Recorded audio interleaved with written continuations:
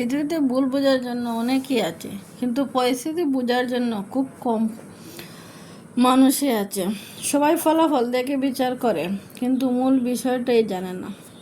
তো আসসালামু আলাইকুম ভিউয়ার্স, তো আজকে নতুন একটি দিনে নতুন একটি সকালে আপনাদের মাঝে লাইফস্টাইল ব্লগ থেকে আপনার সবাইকে স্বাগতম। তো আজকে কোনো ঘর সংসারের কাজকর্ম নিয়ে হাজির হলাম না। তো আজকে একটা পার্টি আছিল, বার্থডে পার্টি। তো আমাদের পাশের বাসায় ছিলাম, তো ওদের বাসায় যাওয়া হলো। সন্ধ্যার সময় ছিল অনুষ্ঠান, তাই রাত্রে গেলাম। তো আমরা সবাই অনুষ্ঠানটা করলাম আর কি, ভালো লাগছে সবাই মিলে। তো এদিকে ওর কেকগুলো গুছানো হইতেছে, আমার দিকে অনেকটা সুন্দরই লাগছে।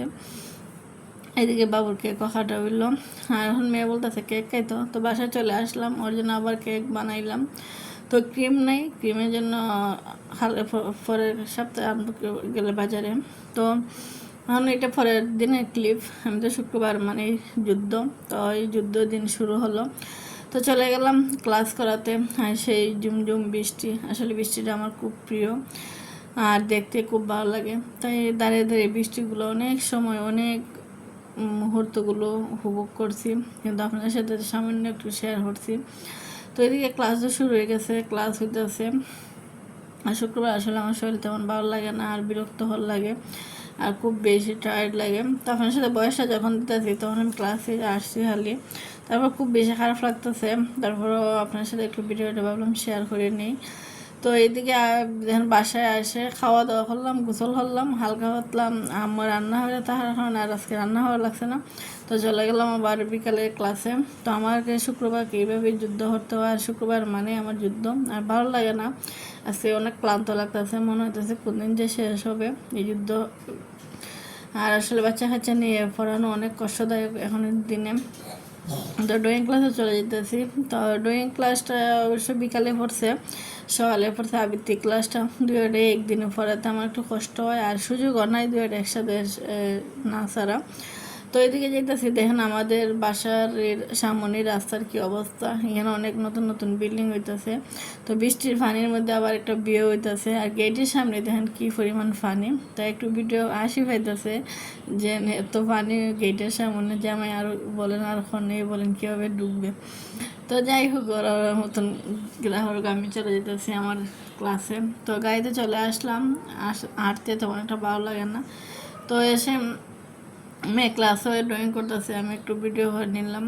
তো এইদিকে ক্লাস শুরু হয়ে গেছে, তো মেয়ে ড্রয়িংগুলো করা শুরু করছে। তো আস্তে আস্তে ড্রয়িংগুলো কোন দিন শেষ হবে যায় না।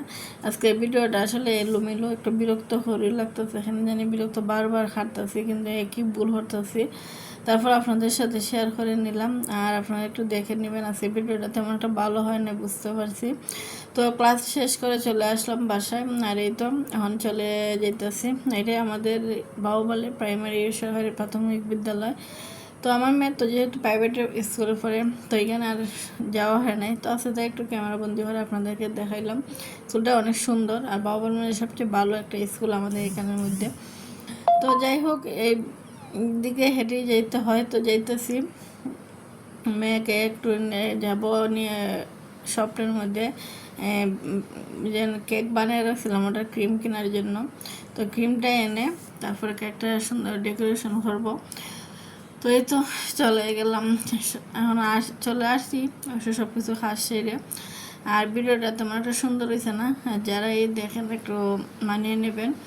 আর এদিকে ক্রিমটা আনছি আমি, চাকু আনলাম, আমার চাকুটা নষ্ট হয়ে গেছে। তো ফাইনালি আমার মেয়ের ড্রয়িংগুলো একটু বাসায় এনে ভিডিও করলাম। আসার এইখানে ভিডিও করার তেমন একটা মুহূর্ত সময় পাই নাই।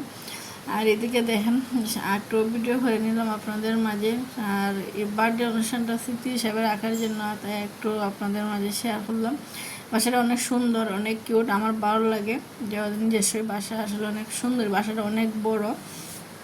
এটা ওদের দ্বিতীয় ফ্ল্যাট। আর ভালো থাকুন ভিউয়ার্স, আসসালামু আলাইকুম।